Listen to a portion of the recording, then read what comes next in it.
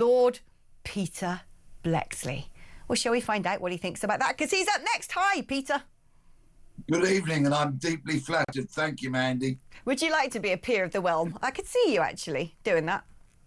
Would you imagine prowling the corridors of power with all those poshies going, "Who's that wick? Who let him in here?" And I'll say, actually, I'm Lord Bleksley of Bexley, and I deserve to be here. Lord Blexley of Bexley! Oh my gosh, we need that in life. Please, gods of Christmas, listen to me. Baby Jesus, I want it.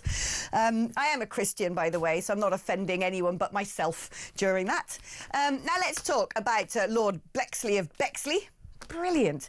Let's talk about this idea that police forces could be merged into 12 regional forces, and that actually, apparently there's 43 right now, mix them up into 12 bumper forces, and Shabana Mahmood thinks this will give a sense of continuity in policing. Some might argue, actually, that could cut out a lot of bureaucracy and waste.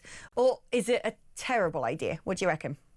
Well, there has been a precedent set here because in 2013, the 8 police forces of Scotland merged together to become, rather unimaginatively, Police Scotland.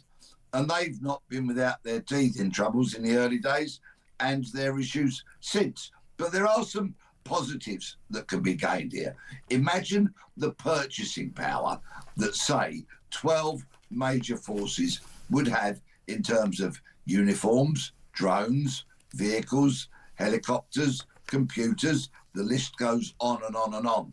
That purchasing power would be huge and would be able to drive down costs. Now, if they made some savings, would they do what the entire nation wants, which is to put police officers in boots or shoes out on the streets, patrolling those streets, keeping people safe, sorting out the hooligans, the antisocial behaviour yobbos, quelling the epidemic of shoplifting, knife crime and the such like, because that's what the police want. If this merger were to happen and we saw more officers on the street being proactive, I'd be a fan.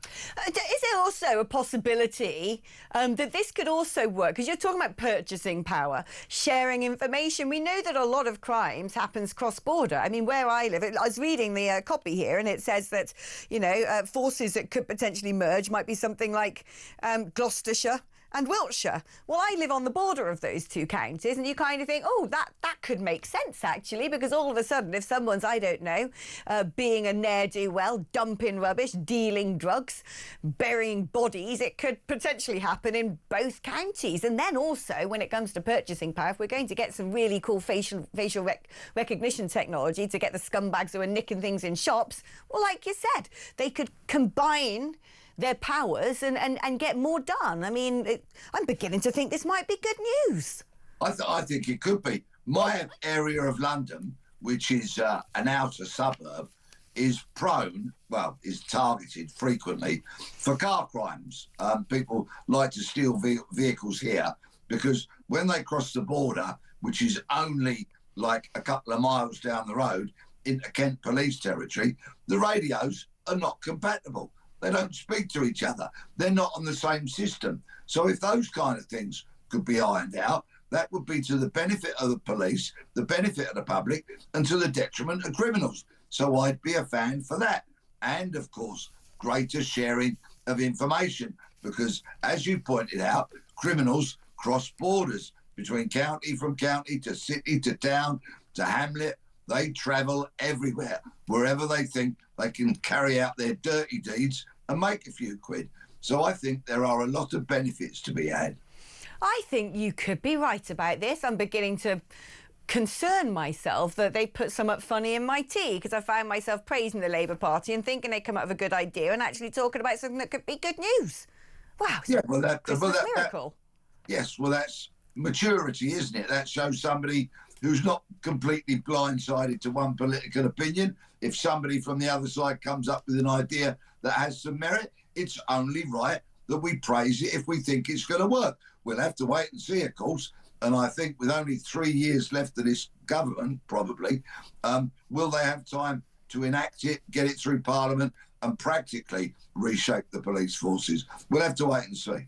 Do you know, maybe I've been influenced by the festive spirit of the backdrop, because I noticed earlier, I hadn't seen it before. Dean Scoggins came in and went like, "Oh, you look very festive." And I turned around and I was like, "Oh yeah, look at that, it's snowy and I've got Christmas trees."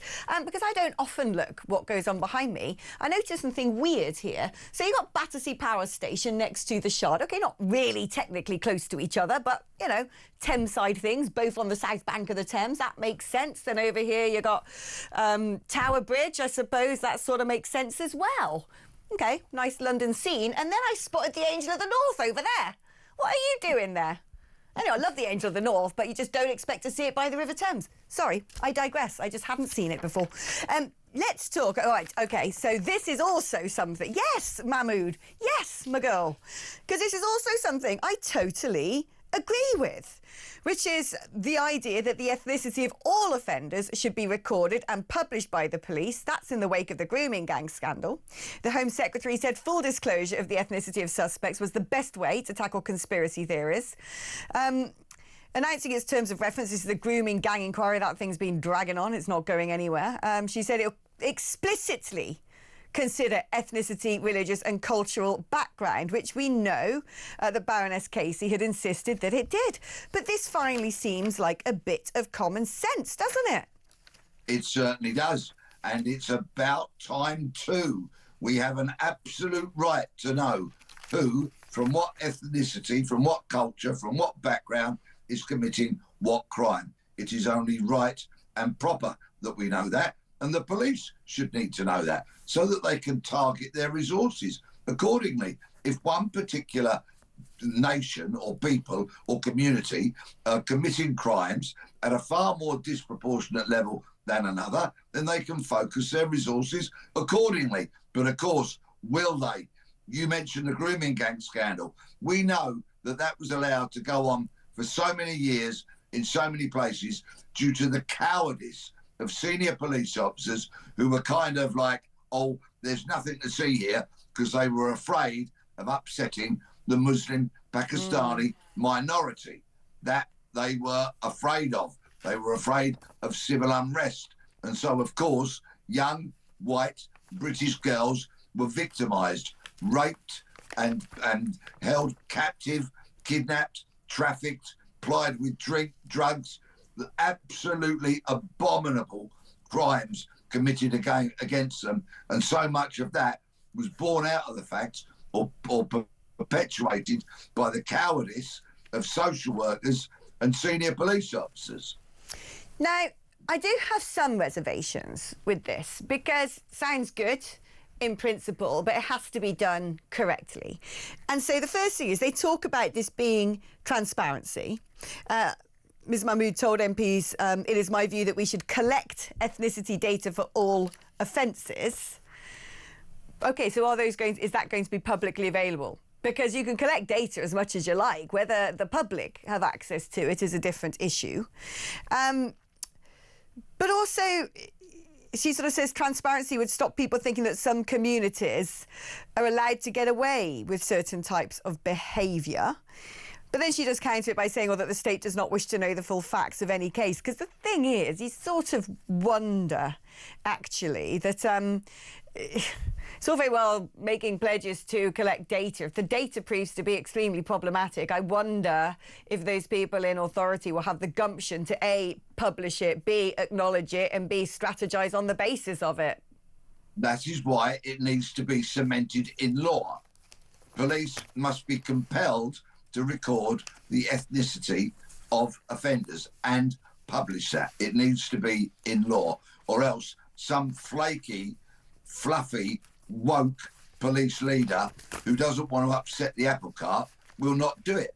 And we've already seen elements of this, because the College of Policing only issued advice. They didn't issue instructions. So they bottled it. And of course, if you give a woke senior police officer any chance to not do something and look the other way and not get involved in telling the truth to the public because it doesn't suit their liberal agenda, then they will. So they must be compelled to do this by law. Let's have a little look at Shabana Mahmood talking specifically about the grooming gang inquiry. The inquiry is focused specifically on child sexual abuse committed by grooming gangs. It will consider explicitly the background of offenders, including their ethnicity and religion, and whether the authorities failed to properly investigate what happened out of a misplaced desire to protect community cohesion. The inquiry will act without fear or favour, identifying individual, institutional and systemic failure.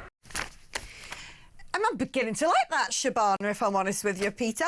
Now, something else which I think is important is something that's been said by Kemi Badenoch, which is that mosques have to be compelled to cooperate and to give evidence.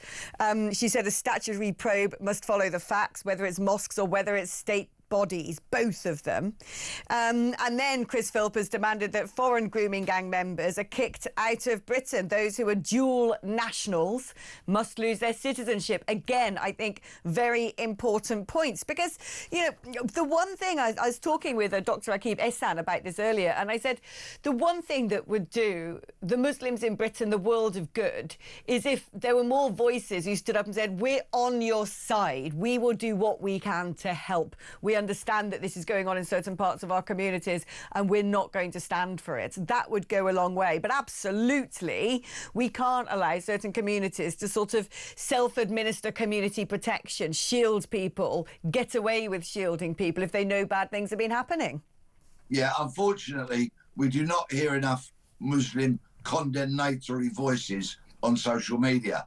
What you do tend to get is the Islamist imams who are spouting their hate and their bilge and their violence. They tend to get a lot of the airtime on social media and not the voices of decent, upstanding, tax-paying, law-abiding Muslims. We want to hear more from them. We want to see them being very, very prominent. We want Muslim communities turning over child rapists to the authorities. We want them grassing them up. We want to believe that they are on our side. And let's face it, there's more Muslims in the UK now than people who live in Wales. So we do need to hear those voices. It is absolutely right. And for community cohesion, if we're going to move forward peacefully, those voices have to be heard. It's time for those people to step up to the plate.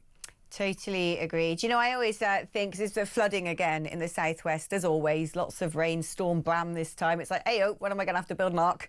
You know, coming from Gloucestershire, we're blighted with water everywhere. Dr. Foster went to Gloucester, all of that.